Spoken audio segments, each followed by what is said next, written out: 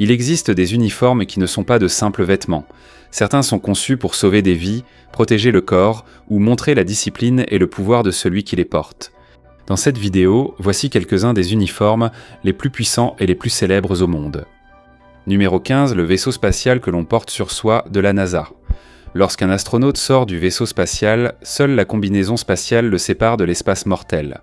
Il n'y a pas d'air à l'extérieur, la chaleur et le froid sont extrêmes, et il y a de petits débris qui volent à grande vitesse. La combinaison spatiale de la NASA n'est pas un simple vêtement, mais un mini-vaisseau spatial porté sur soi.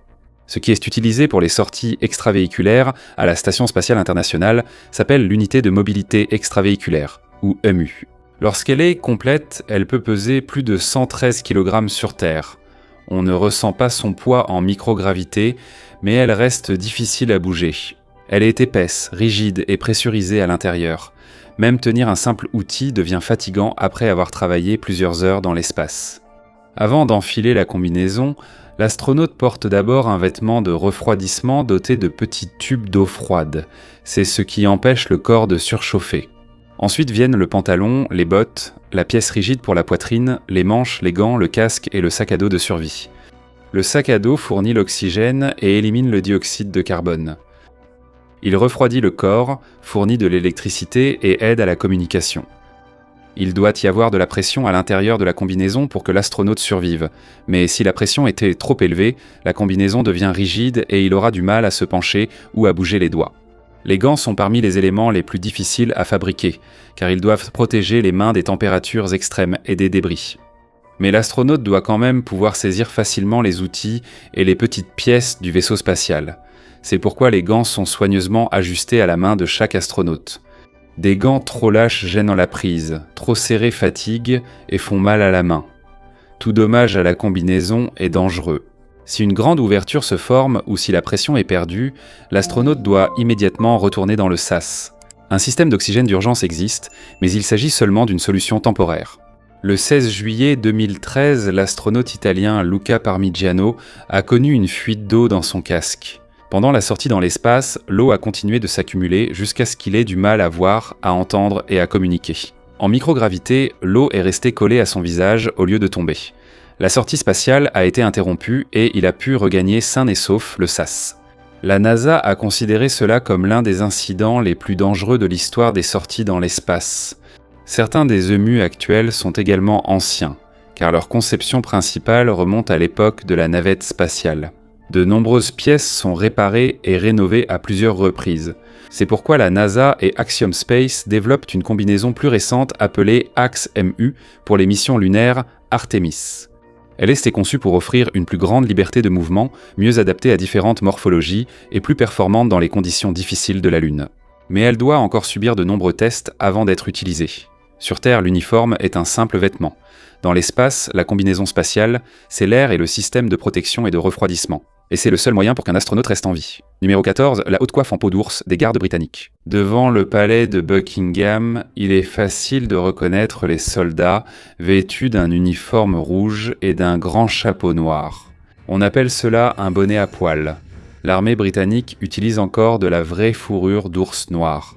Même si cela fait longtemps que des groupes s'opposent à son utilisation et souhaitent la remplacer par un matériau synthétique, cela fait partie de l'uniforme des gardes à pied britanniques. Après la bataille de Waterloo en 1815, les Grenadier Guards ont adopté ce style de la garde impériale française, et il a ensuite été utilisé par les autres Foot Guards.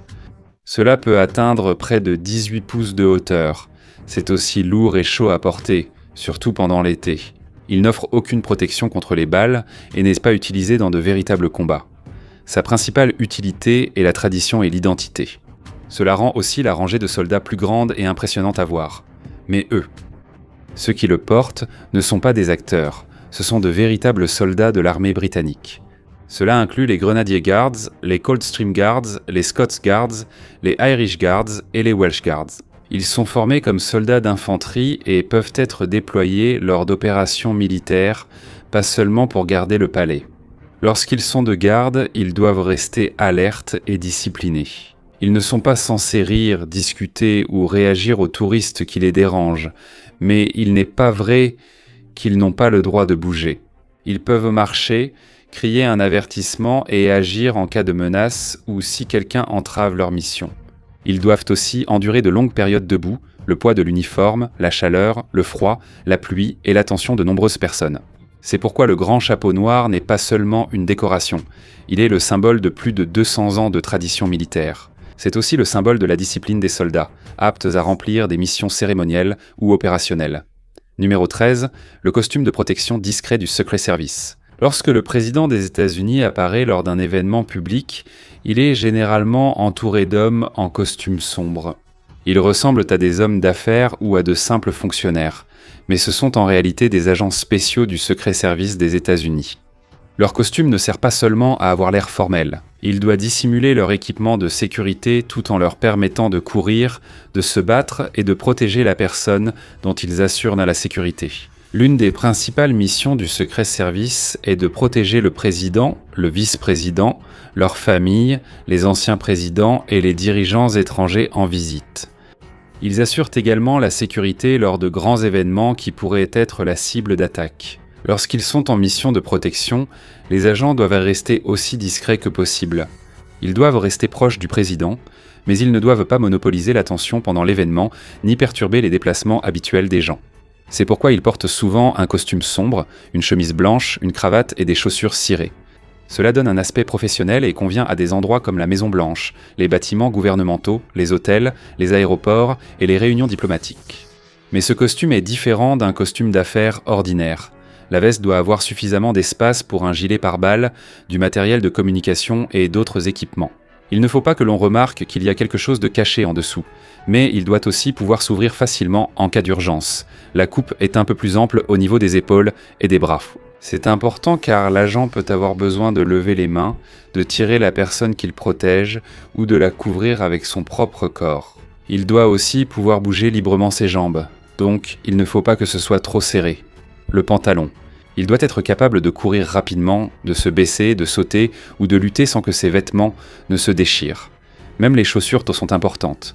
Elles ressemblent à des chaussures habillées ordinaires, mais elles doivent être confortables et bien adhérées au sol. L'agent peut courir sur du marbre lisse, une route mouillée, de l'herbe, des escaliers ou un sol meuble. Un autre détail facilement remarquable chez un agent du Secret Service est la petite oreillette dans son oreille. Elle est connectée au système de communication sécurisé utilisé par toute l'équipe de protection. Grâce à cela, ils peuvent rapidement partager la direction prise par le président, signaler toute personne suspecte ou indiquer s'il faut changer d'itinéraire. Mais ce ne sont pas seulement les agents qui se trouvent à côté du président qui assurent la protection.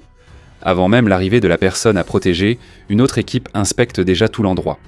Ils vérifient les entrées, les sorties, les toits, les bâtiments voisins, les itinéraires d'évacuation possibles et les endroits où un assaillant pourrait se cacher. Ils coordonnent également avec la police locale, les équipes médicales d'urgence, les artificiers et d'autres unités de sécurité. Certains agents se trouvent dans la foule, d'autres surveillent le véhicule. D'autres encore inspectent les environs. Une personne prévoit un itinéraire de secours pour évacuer le président rapidement. Cela signifie que les agents visibles à ses côtés ne sont qu'une partie d'une opération de sécurité bien plus vaste. La formation du Secret Service est très rigoureuse et les agents spéciaux sont formés à l'usage des armes à feu. Défense physique, intervention d'urgence, conduite, enquête et assistance médicale. Ils doivent être capables de prendre des décisions rapidement, même lorsque la situation était chaotique et qu'il n'est pas clair d'où vient le danger. Lors de leur exercice, ils répètent encore et encore différents scénarios d'attaque. Lorsqu'il y a un coup de feu ou qu'une personne se précipite soudainement, chaque agent doit immédiatement savoir quoi faire. Certains bloqueront l'attaquant potentiel, d'autres protégeront le président. Quelqu'un l'emmènera vers le véhicule, ou vers un endroit sûr. Ils ne peuvent pas tous faire la même chose en même temps. Chacun a un rôle précis. La formation de protection, comme on l'appelle, est également très importante. C'est la disposition des agents autour de la personne qu'ils protègent. Cela change en fonction du lieu, du nombre de personnes et du type d'événement. La formation est plus serrée lorsqu'on traverse une grande foule. Elle est plus relâchée lorsqu'ils sont dans un endroit contrôlé. Ils observent toujours les mains des gens, les mouvements de la foule, fenêtres ouvertes et tout objet qui n'est pas à sa place. En cas de véritable danger, l'objectif principal n'est pas de se battre longtemps. Leur première tâche est d'éloigner immédiatement la personne qu'ils protègent. Les agents peuvent la couvrir avec leur propre corps, le pousser vers le véhicule blindé et l'évacuer vers un endroit sûr. Numéro 12. le sous-marin des grandes profondeurs qu'on porte sur soi. Plus la plongée en est profonde, plus la pression de l'eau augmente. Dans les zones très profondes de l'océan, la pression peut écraser les équipements ordinaires. C'est aussi dangereux pour le corps humain car les poumons, le sang et le système nerveux sont affectés. C'est là qu'on utilise le scaphandre atmosphérique, ou ADS. Elle ressemble à un grand robot en métal, mais une personne est à l'intérieur, comme un petit sous-marin en forme humaine. Ce n'est pas une combinaison de plongée ordinaire. Lors d'une plongée profonde normale, le plongeur respire un gaz qui doit correspondre à la pression de l'eau environnante. Plus il descend en profondeur, plus la pression exercée sur son corps augmente. À cause de cela, il ne peut pas simplement remonter à la surface immédiatement. Il doit s'arrêter à différentes profondeurs pour permettre au gaz dissous dans son sang et ses tissus de s'échapper progressivement de son corps. C'est ce qu'on appelle les paliers de décompression. Si la remontée est trop rapide, il peut souffrir du mal de décompression ou de la maladie des caissons. Cela peut provoquer des douleurs intenses, une paralysie, des lésions cérébrales et la mort. Le scaphandre atmosphérique est différent. Elle maintient la pression à l'intérieur presque identique à la pression normale à la surface de la mer. Même si la pression extérieure est très forte, le plongeur ne la ressent pas directement. Comme son corps n'est pas exposé à une pression élevée, il n'a pas besoin de longs arrêts de décompression nécessaires aux plongeurs traditionnels en grande profondeur. Sur certains modèles, l'ADS peut atteindre environ 2000 pieds, soit plus de 600 mètres. La marine des États-Unis a également utilisé ce système pour permettre à l'opérateur de travailler à de telles profondeurs tout en restant à une pression d'une atmosphère. La combinaison est très lourde lorsqu'elle est sur Terre. Certains modèles peuvent peser des centaines de livres. Une personne normale ne peut ni la soulever ni marcher avec. Il faut une grue ou un équipement spécial pour descendre la combinaison du navire à l'eau. Mais une fois immergée, la flottabilité aide la combinaison. Son poids est ajusté pour qu'elle ne coule pas trop vite ni ne flotte à la surface. Son corps est fabriqué en métal solide ou en matériaux composites. Il y a des parties épaisses au niveau de la poitrine, de la tête, des bras et des jambes pour résister à la pression extérieure très forte. Il y a de petits hublots à l'avant pour que le plongeur puisse voir. Sa vision est limitée, surtout lorsque l'eau est sombre ou boueuse. C'est pourquoi il y a aussi de puissantes lumières et parfois des caméras qui envoient des vidéos à l'équipe de soutien sur le navire. L'ADS n'est pas flexible comme une combinaison de plongée classique et possède des articulations mécaniques aux épaules, coudes, poignets, hanches et genoux. Cela permet au plongeur de bouger ses bras et ses jambes sans que la pression de l'eau ne pénètre, mais les mouvements sont lents et lourds. Il ne nage pas comme un plongeur en scaphandre autonome. Il ressemble plutôt à un opérateur qui contrôle une petite machine de l'intérieur. Certains modèles utilisent des propulseurs pour se déplacer dans l'eau, tandis que pour d'autres tâches, la combinaison est simplement descendue à l'endroit à inspecter. Au bout des bras, il peut y avoir des mains mécaniques spéciales ou des outils. Celles-ci sont utilisées pour tenir des câbles, fermer des vannes, installer des équipements, prélever des échantillons ou effectuer des réparations. Il ne peut pas faire tout ce que la main humaine peut faire, mais il est suffisant pour certains travaux qui sont trop profonds et dangereux pour un plongeur ordinaire. L'ADS dispose de son propre système de survie. Il fournit de l'air et élimine le dioxyde de carbone rejeté par le plongeur. Il contrôle également la température et l'humidité à l'intérieur pour éviter qu'il ait trop froid, trop chaud ou des difficultés à respirer. Il reste en communication constante avec l'équipe de soutien en surface. L'équipe surveille la profondeur, les mouvements, l'état de la combinaison, l'alimentation en air et d'autres systèmes essentiels. Il est généralement aussi relié au navire par un câble ou un ombilical. Cela permet d'assurer la communication, l'alimentation électrique et de descendre ou remonter la combinaison. La combinaison de plongée atmosphérique sert à la plongée militaire, au sauvetage de sous-marins, aux opérations pétrolières et gazières offshore, ainsi qu'à l'inspection et réparation sous-marine. Lorsqu'un problème survient sur un sous-marin ou une structure sous-marine, il est très important d'avoir un moyen pour qu'une personne puisse accéder à l'endroit sans être exposée à la même pression que l'environnement. La combinaison de plongée atmosphérique reste imparfaite, volumineuse, chère, difficile à transporter et demande une équipe pour l'assister. Les mouvements de l'opérateur sont aussi restreints. Selon la marine des États-Unis, l'ancienne combinaison de plongée atmosphérique était lourde et pas très agile, c'est pourquoi ils développent de nouveaux systèmes qui sont plus avancés et plus faciles à utiliser. En cas de panne d'une articulation, du système d'alimentation, de la communication ou du câble de liaison, le plongeur risque d'être coincé en eau profonde. C'est pourquoi avant de l'utiliser, chaque joint, valve, articulation, câble et composant de survie est soigneusement vérifié. Dans la combinaison, le plongeur ne ressent pas directement la pression extérieure. Mais il sait que seuls quelques centimètres de matériaux solides le séparent de la mer, capable d'écraser un corps humain. Ce n'est donc pas une simple combinaison de plongée. C'est un caisson de pression individuel, un petit sous-marin que l'on porte sur soi. Numéro 11, la tenue ghillie qui fait disparaître le sniper. Sur le champ de bataille, l'armure la plus épaisse n'est pas toujours la protection la plus efficace. Parfois, un soldat est plus en sécurité s'il est invisible. C'est le but de la ghillie suite.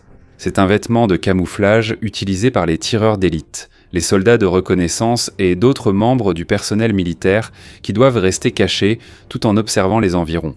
Cela ne rend pas réellement la personne invisible. Mais si elle est bien faite et bien utilisée, on peut la confondre avec de l'herbe, des plantes, de la terre ou une partie de l'environnement. Le camouflage militaire ordinaire utilise des couleurs et des motifs pour s'adapter à l'environnement.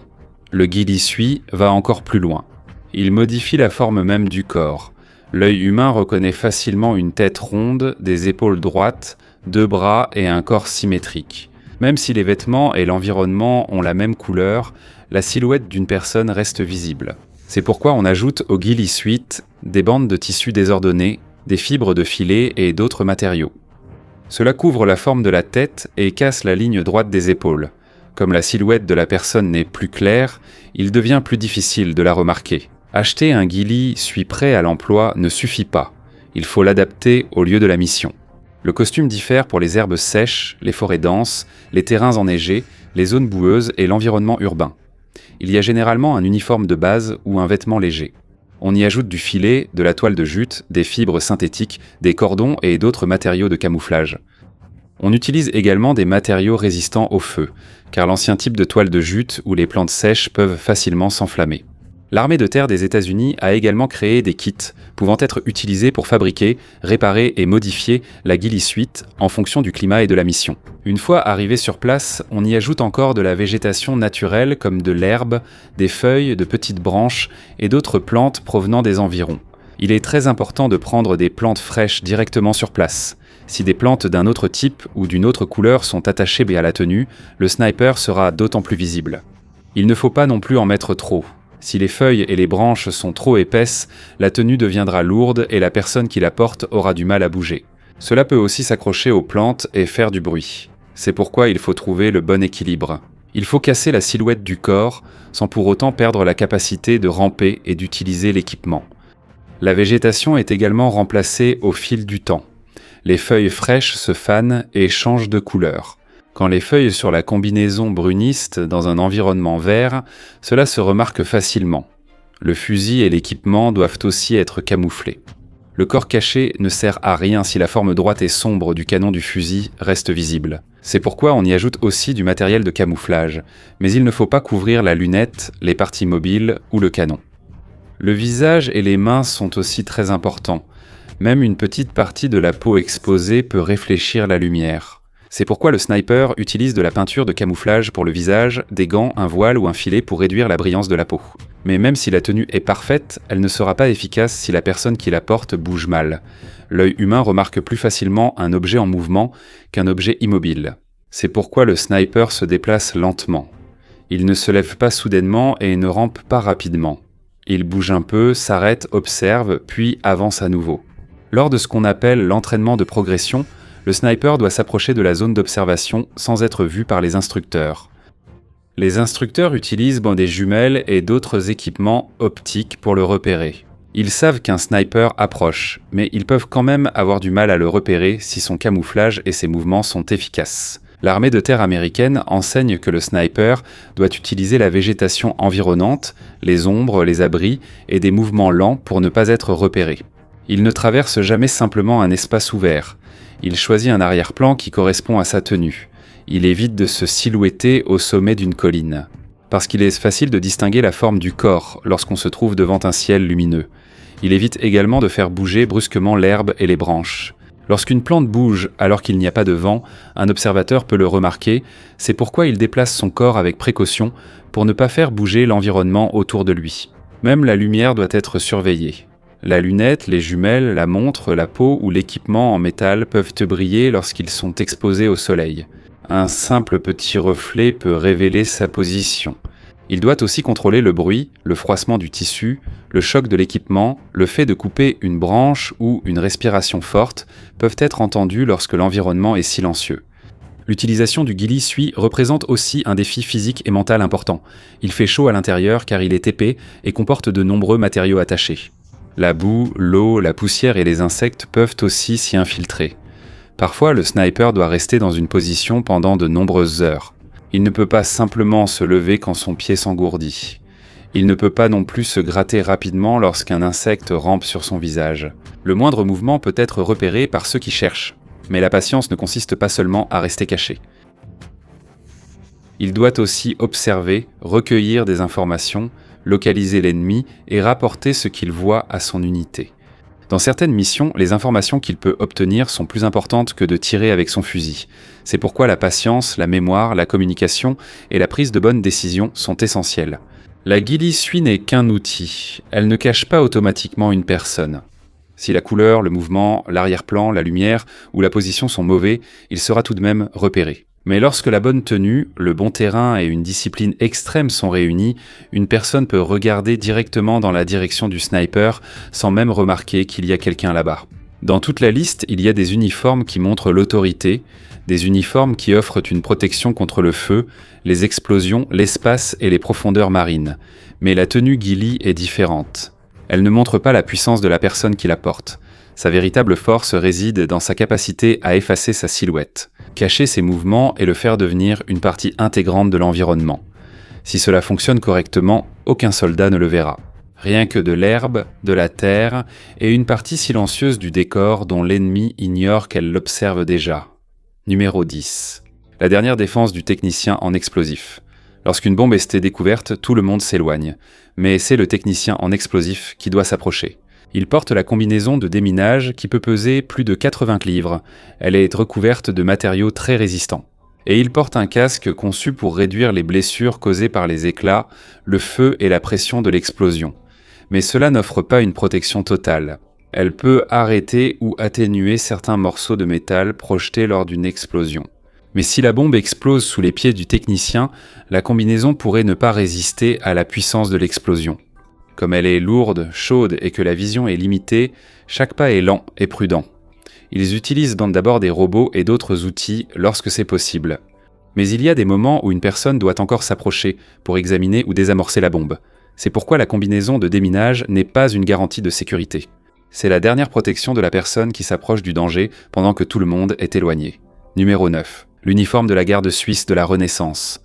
L'uniforme coloré de la garde suisse est l'un des symboles les plus connus du Vatican. Il est bleu, rouge et jaune.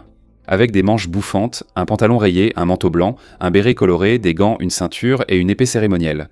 Chaque uniforme est fait sur mesure pour s'adapter parfaitement à celui qui le porte. Même si cela semble venir de la Renaissance, ce n'est pas un simple costume. Son design moderne a été ajusté au début du XXe siècle. Bien que cela soit basé sur des vêtements militaires européens plus anciens, les gardes suisses ne sont pas non plus des acteurs.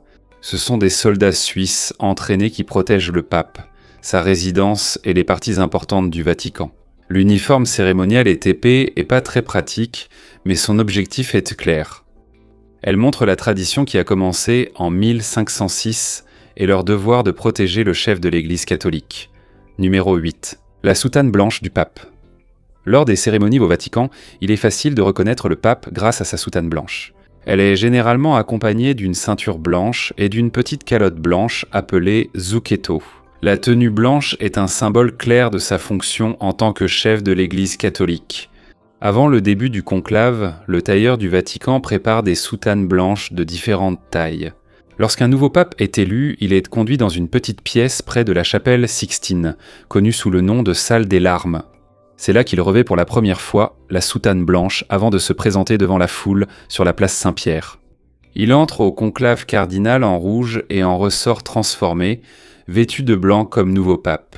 Par ce simple changement de vêtements, on montre au monde entier que l'Église a un nouveau chef. Numéro 7. La veste blanche protectrice du chef. Presque chaque partie de la veste traditionnelle du chef a une utilité pratique. Elle est blanche parce qu'il est seulement facile de voir si le vêtement est sale. C'est important en cuisine où il faut surveiller la propreté. La veste est aussi croisée. Quand le devant est sali, on peut rabattre le côté plus propre par-dessus l'autre panneau. Le tissu épais aide aussi comme protection supplémentaire contre la chaleur, la vapeur et les liquides chauds. Traditionnellement, on utilise aussi des boutons en tissu noué. Ils ne fondent pas ou ne chauffent pas facilement comme certains boutons en métal ou en plastique.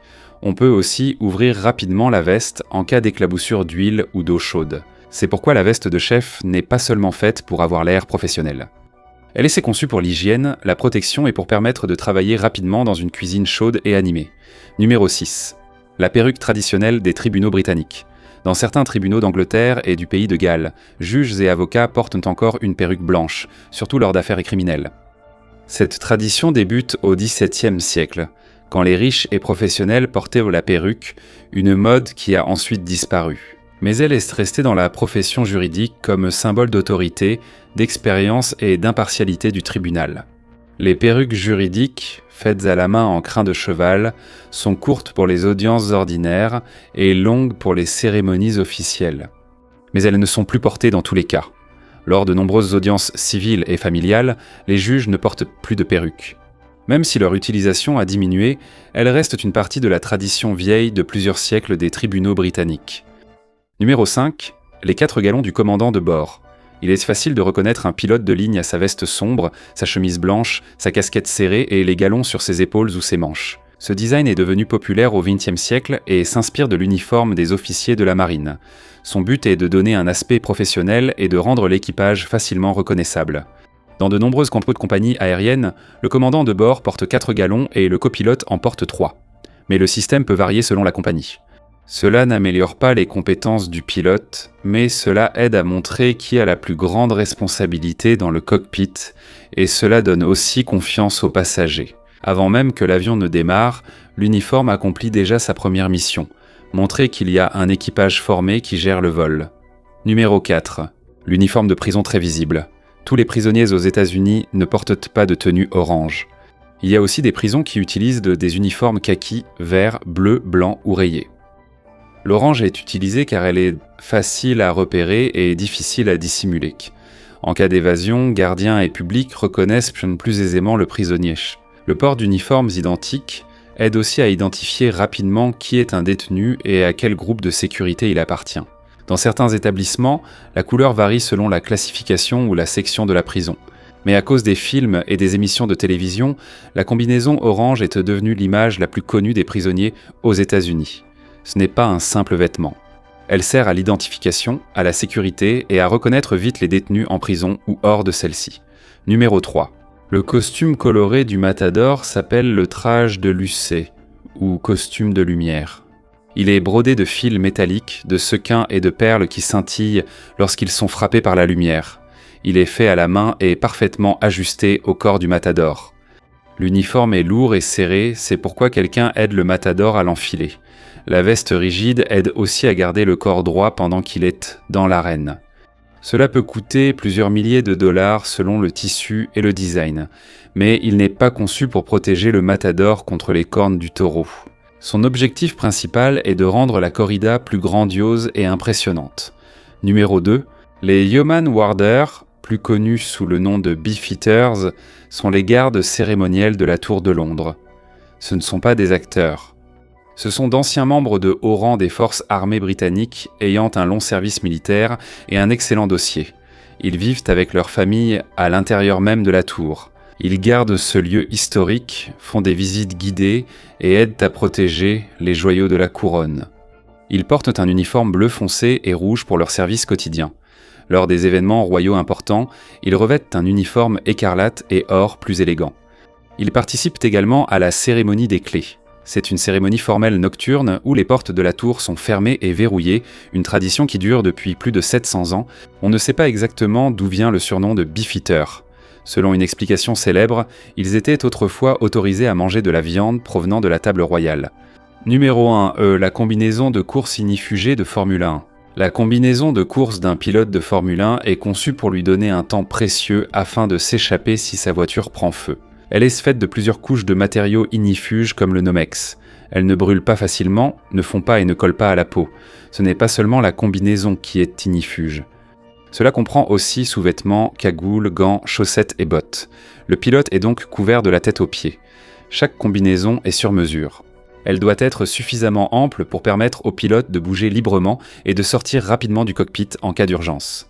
Selon la norme de sécurité actuelle de la FIA, le tissu, les coutures et les autres parties sont soumis à des tests rigoureux contre les flammes et la chaleur extrême. Elle ne peut pas protéger le pilote très longtemps, mais quelques secondes supplémentaires peuvent suffire pour qu'il détache sa ceinture, sorte de la voiture et s'éloigne du feu.